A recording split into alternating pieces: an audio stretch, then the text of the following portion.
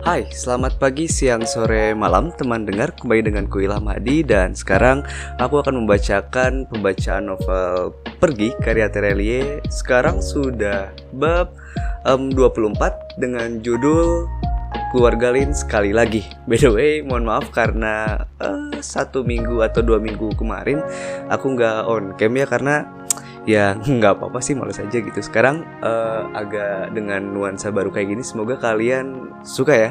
Oke, tanpa lama-lama lagi, karena kemarin itu Bujang telah membentuk aliansi 3 keluarga shadow economy dengan Otets dan juga dengan Hiro Yamaguchi, maka kali ini sepertinya Bujang akan langsung merencanakan penyerangan ke keluarga Lin. Untuk teman dengar yang ingin tahu ceritanya tapi tidak ada kesempatan untuk membaca, silahkan duduk dengan tenang, rebahan atau cari posisi yang paling nyaman menurut teman dengar sekalian dan dengarkan saja. Pergi. Bab 25. Keluarga Lin Sekali Lagi. Setengah jam kemudian, pesawat jet yang dikemudikan Edwin menuju Makau. Sesuai kesepakatan dengan Otets dan Kaeda, aliansi 3 keluarga mulai menyerang tiang-tiang penyangga poros Hong Kong. Kami berbagi tugas. Bratva akan membereskan keluarga Beijing, besan dari Master Dragon. Yamaguchi akan menghabisi El Pacho di Meksiko. Sementara keluarga Tong akan menyerang keluarga Lin di Makau. Itu berarti sekali lagi aku akan berurusan dengan Tuan Muda Lin di Grand Lisabon, pusat kasino terbesar di dunia, gedung setinggi 50 lantai. Aku dan Kaeda berpisah di bandara Moskow. Dia menaiki jet pribadi keluarga Yamaguchi yang datang menjemput. Hai Bujang Senpai, Tuan Hiro baru saja mengotorisasi penyerangan. Akashi yang memimpin langsung 200 tukang pukul keluarga kami berangkat siang ini juga ke Guadalajara, Meksiko, menyeberangi Samudra Pasifik. Urusan imigrasi, aparat pemerintah setempat sedang dibereskan koneksi kami di sana agar pesawat-pesawat bisa mendarat tanpa masalah. Pasukan akan berkumpul di salah satu lokasi yang belum ditentukan, kemudian menyerang markas El Pacho persis dini hari. Menurut informan kami, mereka tidak sekuat 10 tahun lalu. El Pacho bertahun-tahun menghadapi persaingan keras dengan kartel narkoba lain di Amerika Selatan, terutama dari Kolombia. Akashi yakin kami bisa menghabisi mereka sekali pukul. Jarak antara Tokyo dan Guadalajara adalah 15 jam penerbangan. Itu berarti kurang dari 24 jam hasil serangan Akashi akan diketahui. Aku mengangguk. Semoga semua berjalan dengan lancar, Kaeda. Titipkan salamku untuk Hiro-san dan Ayako-san. Aku minta maaf tidak bisa menghadiri prosesi pemakaman Sakura. Aku berjanji akan mengunjungi Tokyo jika situasi telah kembali normal. Kaeda membungkuk dalam-dalam, lantas melangkah cepat menuju pesawat pribadinya, Bombardier Global 7000. Pesawat itu bahkan belum resmi dirilis oleh pabriknya, tapi keluarga Yamaguchi sudah memiliki satu. Warna catnya dibiarkan putih orisinil dari pabrikan, dengan larik kuning emas cemerlang serta logo keluarga Yamaguchi. Soal selera pesawat, tiada yang bisa mengalahkan selera Hiro-san. Sergi juga menjabat tanganku, berpisah di bawah anak tangga. Tuan Otets telah memberi perintah si babi hutan. Kami juga akan berangkat siang ini menuju Beijing. Tiba 10 jam lagi, persis tengah malam. Kami akan menyerang markas tersebut. Aku tahu keluarga Beijing memiliki pertahanan markas yang kuat. Aku sendiri yang akan memimpin 15 brigadir dan tukang pukul berjumlah 200 orang ke sana, dilengkapi senjata berat.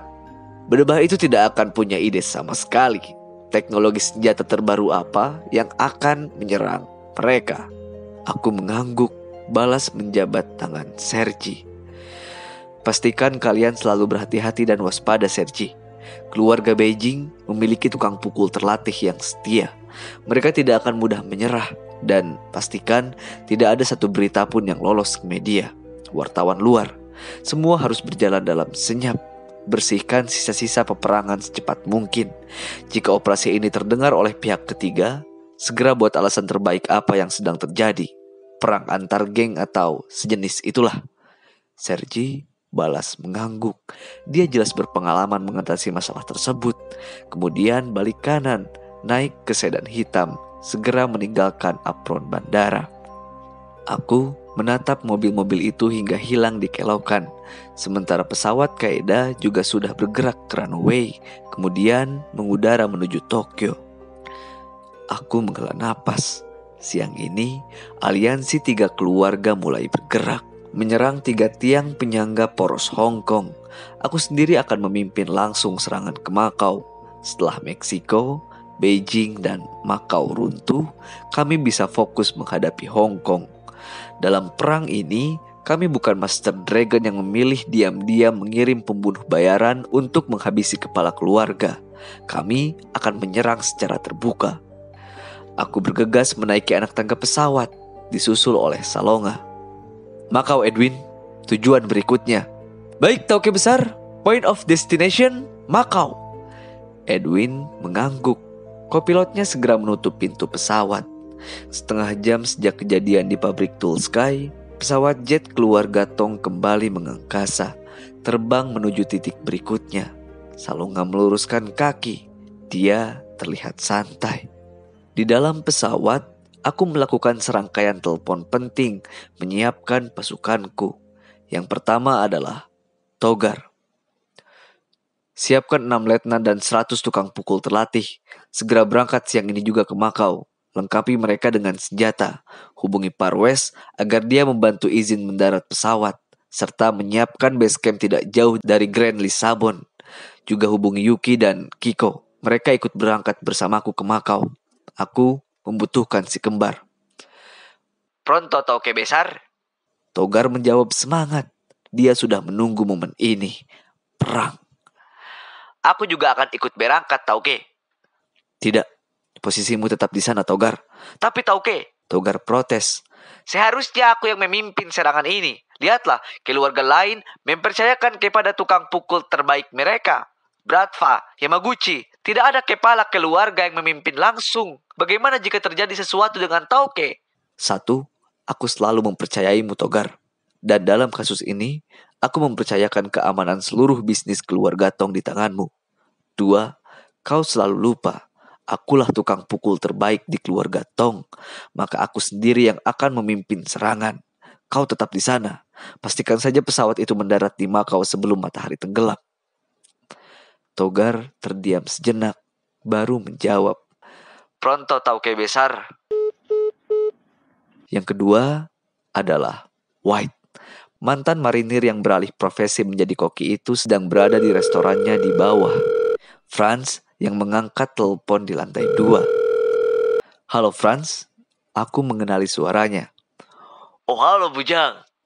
Franz balas menyapa riang. Buat kalian yang belum mengenal Franz, dialah yang mendidikku dari sisi akademik tiba di ibu kota provinsi. Franz dulu adalah diplomat Amerika Serikat. Setelah pensiun dini, dia pindah ke Hong Kong. Franz sering membantu Tauke besar lama mengurus dokumen, perizinan, atau sekedar penerjemah bahasa asing. Saat aku meninggalkan Talang, Franz dipanggil khusus oleh Tauke besar untuk mengajariku berhitung, pengetahuan umum, bahasa asing, mengejar ketertinggalan pendidikan formal. Dia juga yang mengurus sekolahku, mendaftarkanku di kampus-kampus terbaik dunia. Dia tidak pernah menjadi anggota keluarga Tong, tapi posisinya amat dekat dengan Tauke besar. Apalagi setelah aku menyelamatkan White, putra satu-satunya dari penyekapan di Irak. Hubungan itu menjadi lebih erat. Apa kabarmu, Bujang? Franz bertanya lembut. Kabarku baik. Bagaimana denganmu, Franz? Buruk. Kaki orang tua ini semakin sakit, nak. Franz tertawa pelan. Aku tidak bisa meninggalkan kursi roda sekarang. Merepotkan White. Merepotkan pegawai restoran. Aku yakin dia tidak merasa direpotkan, Franz. Atau begini saja. Aku akan mengirim pesawat dan dokter khusus 24 jam untuk merawatmu. Di seberang sana, Franz menggeleng. Dia selalu menolak hal itu.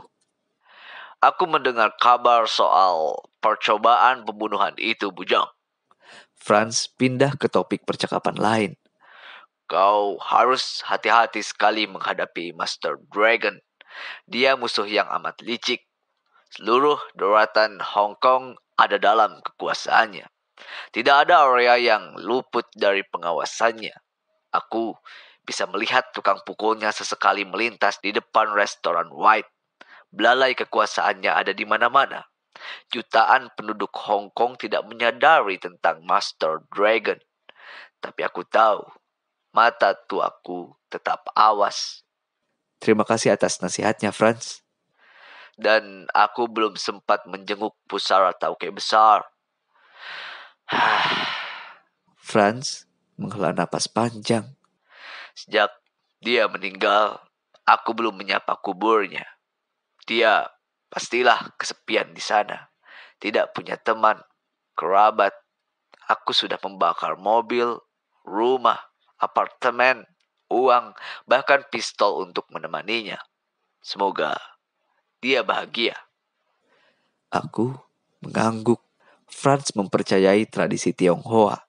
Saat seseorang meninggal, maka kerabat atau karib dekat akan membakar mobil-mobilan dari kertas, rumah dari kertas, yang semoga benda-benda itu muncul di sana, menemani arwah.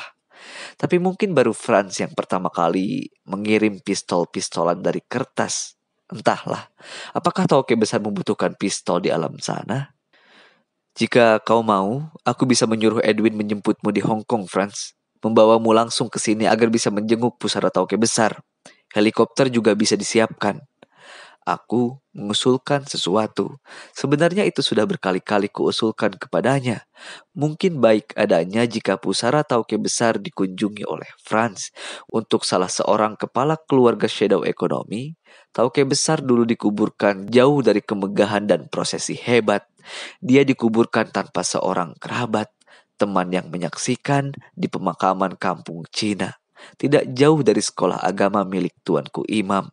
Itu fakta yang ironis, paradoks, entahlah. Aku ikut menghela napas pelan, teringat lagi percakapan dengan tuanku imam soal definisi pulang dan pergi. Tidak usah, Bujang. Aku tidak ingin merepotkan siapapun. Semoga kakiku membaik dan aku bisa jalan sendiri ke sana. Di seberang sana, terdengar seseorang masuk ke kamar Franz. White sudah datang. Akan kuberikan telepon kepadanya. Aku mengucapkan terima kasih. Halo Bujang, ada apa? Suara White terdengar. Aku membutuhkan bantuanmu malam ini, White. Aku langsung ke pokok pembicaraan. Target? Lokasi? Grand Lisabon, Macau. Keluarga Lin. Tuan Muda Lin? Iya, dan kali ini semoga terakhir kalinya aku berurusan dengan dia. Bawa beberapa temanmu, 8 hingga 10 mantan marinir, White, sekaligus persenjataan berat. Aku tidak tahu apa yang akan menunggu di gedung kasino tersebut. Dia mungkin menyiapkan pertahanan serius. Aku akan membayar semua biaya yang dikeluarkan. Tugasmu dan tim yang kau bawa adalah cover, menyerang dari atas. Ayah Bujang. Sebelum matahari tenggelam, pasukanmu harus telah siap di Macau. Titik pertemuan akan kukabarkan lewat pesan tertulis. Parwes sedang mengusahakan tempatnya. Strategi detail penyerangan ke Grand Lisabon akan dibicarakan di Macau. Ayah Bujang. Aku bersiap menutup telepon, tapi White sempat bertanya sesuatu. Apakah si kembar juga ikut dalam misi ini, Bujang? Iya, aku membutuhkan mereka bersamaku, White. White menepuk pelan dahinya, terdengar dari latar telepon. Dia selalu tidak suka bersama Yuki dan Kiko dalam satu misi. Aku lebih dulu menutup telepon sebelum White protes panjang lebar.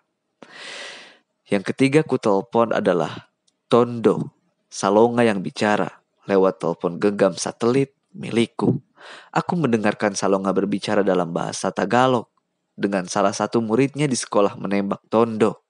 Tidak berpanjang lebar, memerintahkan 40 murid terbaiknya berangkat siang ini juga ke Macau. Pesawat akan disiapkan oleh Parwes di Bandara Manila. Dasar bodoh, tidak akan ada yang bertanya paspor saat kalian mendarat di Macau. Bawa pistol lebih penting. Salonga menggerutu. Dia memang selalu memaki murid-muridnya. Aku saja dulu sering dimaki. Dan tidak perlu bawa koper pakaian. Terakhir kalian ikut berperang, kalian sibuk membawa koper. Ini bukan perjalanan wisata. Kecuali koper kalian berisi pistol, baru bawa. Sekali lagi memastikan muridnya paham, Salonga menyerahkan telepon genggam kepadaku. Kembali meluruskan kaki, duduk dengan santai. Aku akan tidur bujang. Perutku kenyang, kursi empuk. Aku tak tahan kantuk. Bangunkan jika sudah tiba di Makau. Salonga menutupkan topi koboi di wajah. Aku mengangguk. Pasukanku sudah siap. Jumlahnya memang tidak sebanyak Bratva dan Yamaguchi yang mengirim 200 tukang pukul. Tapi kombinasi pasukanku, 6 letnan dan 100 tukang pukul, White dan 10 ex-marinir, tambahkan 40 penembak pistol dari Tondo, itu lebih mematikan. Aku juga ditemani oleh Salonga, Yuki, dan Kiko. Pukul 5:30 sore, pesawat jet yang dikemudikan Edwin mendarat di Bandara Makau. Wilayah Makau hanya 30 km persegi, kecil sekali. Tapi jangan tanya jumlah meja judi di sana, terbanyak di dunia. Dari daftar top 10 kasino terbesar di dunia, Makau memasukkan 4 kasinonya. Ada di ranking nomor 1, nomor 2, nomor 4, dan nomor 5. Seolah membuat kasino di Las Vegas, Lisbon atau Buenos Aires tidak ada apa-apanya. Tidak pelak lagi, Makau adalah surga judi di planet bumi. Dan dari kue raksasa bisnis judi tersebut, keluarga Lin menguasai 80%. Mereka nyaris memonopoli bisnis itu. Penghasilan bisnis kasinonya bisa mencapai ratusan juta dolar per malam, ditambahkan dengan bisnis keuangan internasional milik mereka. Asuransi, investment banking, membuat keluarga Lin sebagai penguasa shadow ekonomi terkaya di Asia Pasifik. 2 mobil lapangan berwarna hitam menyambutku di anak tangga. 1 letnan dan 4 tukang pukul keluarga Tong berdiri di sana, menunggu. Mereka tiba lebih dulu beberapa jam di Makau, mengurus logistik perang. Toke besar, letnan dan tukang pukul mengangguk kepadaku. Aku balas mengangguk, naik ke atas mobil, disusul Salonga. 2 mobil segera meninggalkan bandara. Di mana lokasi base camp? Aku bertanya. Di salah satu gudang tak jauh dari Grand Lisabon, Toke besar. Far West yang memilih lokasi itu. Letnan memberitahu. Apakah White dan pasukannya sudah tiba? Pronto, Toke besar. Tuan White membawa 1 helikopter dan 10 ex-marinir dengan senjata lengkap. Mereka sudah ada di base camp. Aku mengangguk. Bagaimana dengan murid-muridku dari Tondo? Mereka sudah sampai? Salonga ikut bertanya. Belum, Tuan Salonga. Hah? Mereka baru meninggalkan Manila 2 jam yang lalu, Tuan Salonga. Salonga mendengus. Apa aku bilang? Mereka bebal sekali, selalu terlambat. Aku tahu soal itu. Waktu Salonga dan murid-muridnya membantuku ketika menghadapi pengkhianatan Bashir, rombongan Salonga juga nyaris telat. Akhir peperangan bisa berbeda jika rombongan murid Salonga telat 1 menit lagi waktu itu. Tapi kali ini tidak terlalu mencemaskan. Kami masih punya banyak waktu. Keluarga Tong baru akan menyerbu Grand Lisabon lepas tengah malam. Masih 6 jam lagi. 2 mobil lapangan terus melesat di jalanan Makau. Matahari hampir tenggelam. Gedung-gedung kasino berdiri gagah di sepanjang jalan. Lampu hiasnya mulai menyala. Terlihat indah, seperti lampu Petromax di sawah yang mengundang laron mendekat. Salah satu kompleks kasino ini, luas lantainya bisa setara 100 lapangan sepak bola. Terdiri dari gedung puluhan lantai, hotel 3.000 kamar, pusat belanja ratusan toko premium, 4.000 meja judi, 50 bar dan restoran, serta total 15 kursi ruangan-ruangan pertunjukan dalam gedung untuk sirkus, sulap, menyanyi, dan sebagainya. Di dalam kompleks judi tersebut bahkan terdapat sungai-sungai jernih beserta gondolanya, miniatur piramida, atau hutan Amazon tiruan. Grand Lisabon lebih besar lagi dari itu. Itu menjadi kerumitan tersendiri yang harus dipikirkan saat kami menyerang Grand Lisabon tanpa menimbulkan kepanikan pengunjungnya. 2 mobil mengurangi kecepatan, berbelok ke arah satu gedung besar yang tak jauh dari pusat kasino, dengan halaman luas. Aku mengamati sekitar. Parwes memilih tempat yang baik. Gudang ini tidak terlihat mencolok dari luar, karena bagian depannya seolah ditutupi oleh tumpukan gulungan kabel, membuat jarak pandang dari jalanan terbatas. Ini sepertinya gudang proyek fiber optik bawah laut. Mobil terus masuk, tiba di parkiran yang bisa menampung puluhan mobil. Dan di sana memang telah terparkir banyak mobil beserta satu helikopter. Kesibukan terlihat. Puluhan tukang pukul dan letnan sedang menurunkan kotak-kotak kayu berisi senjata. Juga ex-marinir yang disewa White, mereka sibuk menyiapkan peralatan, menurunkan Kevlar vest, rompi anti peluru, meletakkan basoka dengan hati-hati. Letnan yang menemaniku terus berjalan di depan, menuju ke dalam gedung, ruang briefing. Atmosfer perang terasa pekat di sekitarku. Letnan dan tukang pukul yang melihatku lewat serempak menghentikan pekerjaan. Mereka berdiri gagah, lantas mengangguk. "Toke besar, toke besar, toke besar." Mereka berseru memberi salut. Aku balas mengangguk. Tangan-tangan mereka terkepal ke udara. Mereka mengenakan seragam tukang pukul, pakaian hitam-hitam. Di kepala mereka terpasang bandana dengan simbol keluarga Tong. Aku tahu mereka siap mati demi membela kehormatan keluarga Tong. Apalagi sejak kabar percobaan pembunuhan yang gagal itu dan menewaskan Rambang, tukang pukul ini lebih tidak sabaran lagi ingin ikut membalasnya. Aku melangkah masuk ke dalam gudang. Ada lebih banyak tumpukan kabel fiber optik di sana, menjulang hingga atap, menyisakan sebuah ruangan kecil di sayap kanan tempat security gudang biasanya berjaga. Tapi sejak tadi siang, gudang itu dikosongkan total. Aku sepertinya tahu, keluarga Tong memang memiliki perusahaan infrastruktur telekomunikasi. Parwes pernah mengirimkan eksekutif Sumeri jika perusahaan itu memenangkan tender pemasangan kabel bawah laut di pesisir Cina sepanjang 2000 km. Ini sepertinya memang gudang milik keluarga Tong. Pilihan yang baik. Tidak akan ada pihak lain, terutama keluarga Lin, yang akan menyadari bahwa kami sepelemparan batu dari markasnya. Letnan mendorong pintu ruangan, menyilakanku masuk. Yuki, Kiko, White, dan letnan tukang pukul sudah menunggu di sana, berdiri. "Hai Bujang." Yuki menyapaku, tersenyum. "Halo si babi hutan." Saudara kembarnya ikut menyapa. Aku mengangguk. Si kembar mengenakan pakaian ninja mereka. Kejadian saat aku mengamuk beberapa hari lalu sepertinya masih membekas. Mereka terlihat serius, dan itu membuat wajah White yang biasanya sebal setiap bertemu Yuki dan Kiko sore ini menjadi lebih ramah. "Tuan Salonga." White menyalami Salonga. Peserta lain juga menyapa Salonga. Aku melambaikan tangan, menyuruh semua peserta briefing duduk di kursi yang telah disediakan. Di atas meja terbentang blueprint gedung Grand Lisabon. Aku pernah mempelajarinya saat datang mengambil prototipe teknologi yang dicuri oleh keluarga Lin. Tapi kali ini berbeda. Misi kami tidak sesederhana mengambil benda, melainkan menghabisi keluarga Lin. Ini perang terbuka. Ada 6 lantai dari gedung itu adalah area kasino serta pusat komersil Tauke besar.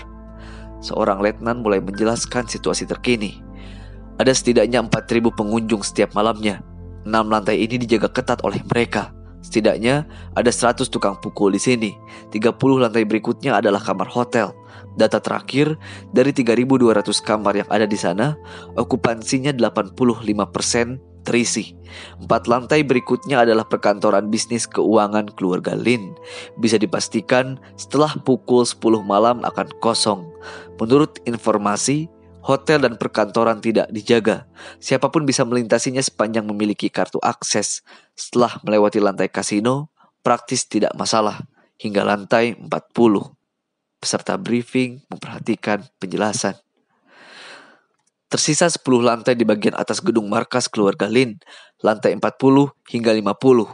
Kabar terakhir, Tuan Muda Lin berada di lantai 40, kediaman resminya. Ada sekitar 100 tukang pukul yang menjaga markas mereka. Di luar ratusan tukang pukul lainnya yang ada di kasino lain. juga di pusat bisnis keluarga Lin lainnya. Jika mereka sempat meminta bantuan dan semua tukang pukul datang, total mereka ada 4 hingga 500 orang. Tapi fokus kita ada di Grand Lisabon. Sekali gedung itu dikuasai, kekuatan mereka akan melemah drastis. Aku mengangguk. Apakah kasino itu buka 24 jam? White bertanya. Iya Tuan White, bahkan pukul 2 dini hari sekalipun kasino tetap ramai. White menepuk meja. Bagaimana kita menyerbu gedung itu jika kasinonya terus buka? Itu pertanyaan pentingnya memang. Kami harus memasukkan 100 tukang pukul ditambah 40 penembak pistol dari Tondo. Rombongan sebesar itu tidak bisa melenggang masuk ke dalam Grand Lisabon tanpa mengundang perhatian. Pengunjung akan panik. Lebih dari itu, saat kami masuk, tukang pukul keluarga Lin juga tahu dan bersiap-siap. Mereka akan meminta bantuan dari seluruh sisi Makau. Perang ini tidak bisa jadi tontonan massal seluruh Makau. Aku berpikir cepat. Apakah kalian bisa menyiapkan 10 mobil pemadam kebakaran saat ini juga? Juga 5 ambulans dan belasan mobil taktis darurat bencana lainnya? Para letnan saling tatap. Mereka belum mengerti maksudku. Kita akan masuk ke Grand Lisabon dengan mobil pemadam kebakaran. Yuki, Kiko, kalian berangkat pukul 10 malam ini menjadi pengunjung kasino. Buatlah insiden kebakaran di salah satu lantai kasino persis pukul 12 malam. Saat alarm berbunyi, petugas hotel akan mengevakuasi seluruh pengunjung kasino, termasuk tamu hotel. Gedung itu akan bersih dari penduduk sipil. Parwes akan menghubungi otoritas Makau, meminta mereka memblokade jalan menuju Grand Lisabon agar tidak ada kendaraan yang masuk memberikan bantuan. Hanya boleh keluar. Saat kebakaran, kekacauan terjadi, evakuasi dilakukan. Mobil-mobil kamuflase kita masuk ke sana, menurunkan tukang pukul dan para penembak pistol Tondo. Aku menunjuk blueprint gedung Lisabon. Peserta briefing mengangguk, mulai mengerti rencanaku. Setiba di Grand Lisabon, pasukan tukang pukul akan dibagi menjadi 2 tim, masing-masing diketuai oleh salah satu letnan. Kode kalian, Letnan 1 dan Letnan 2. Penembak pistol dari Tondo akan bergabung di 2 tim tersebut. Sisakan 6 penembak yang akan bersama Salonga.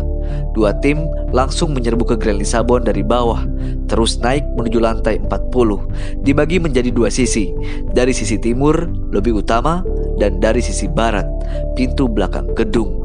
Habisi siapapun yang menghalangi, bersihkan lift dan tangga darurat. Sementara White dan rekan marinirnya akan menyerbu dari atas dengan helikopter. Tambahkan 1 lagi helikopter medis yang dinaiki oleh Salonga dan 6 penembak muridnya. 2 helikopter akan mendarat di atap. Bersihkan lantai tersebut, terus turun menuju lantai 40. 2 serangan akan bertemu di titik ini. Seluruh peserta briefing memperhatikan sungguh-sungguh. Di saat yang bersamaan, saat serangan dilakukan dari bawah dan atas, aku, Yuki, dan Kiko akan menyerbu langsung lantai 40. Aku menoleh ke arah si kembar. Persis alarm berbunyi, kalian ikut pengunjung yang dievakuasi keluar. Segera temui aku di gedung seberang Grand Lisabon. Kalian membawa alat pelontar tubuh bukan? Iya bujang. Yuki mengangguk, wajahnya antusias. Bagus sekali. Kita sekali lagi akan menggunakannya untuk tiba di lantai 40 dengan cepat. Sambil menunggu serangan dari bawah dan dari atas tiba di lantai 40, kita bisa melakukan 1-2 hal di sana untuk melemahkan pertahanannya. Aku menoleh ke arah letnan. Apakah kalian bisa menyiapkan mobil pemadam kebakaran, ambulans, helikopter, dan perlengkapan lain saat ini juga? Pronto Tauke besar. Para letnan menjawab mantap. Baik, sekarang pukul 8 malam. Masih 4 jam lagi tengah malam. Kembali ke pos masing-masing, bersiap sesuai rencana. Pastikan tidak ada detail yang terlewat. Kita akan menyerbu Grand Lisabon persis pukul 12 malam. Keluarga Lin tidak akan tahu apa yang telah memukul mereka. Saat mereka menyadarinya, mereka terlanjur terkapar tak berdaya. Para letnan mengepalkan tangan, bersemangat. Atmosfer perang semakin pekat. Hidup Tauke besar! Salah satu letnan berseru. Hidup Tauke besar! Hidup keluarga Tong! Hidup keluarga Tong! Yang lain menimpali.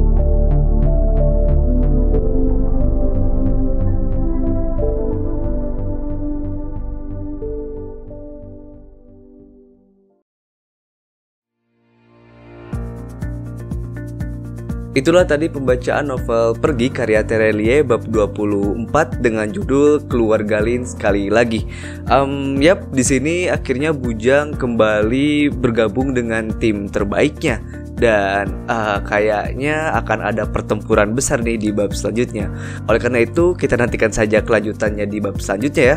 Dan jangan lupa jika teman dengar suka dengan pembacaanku, silahkan klik like, share, dan subscribe ke channel ini. Dan aku Ilham Hadi, sampai jumpa di video selanjutnya. Bye-bye.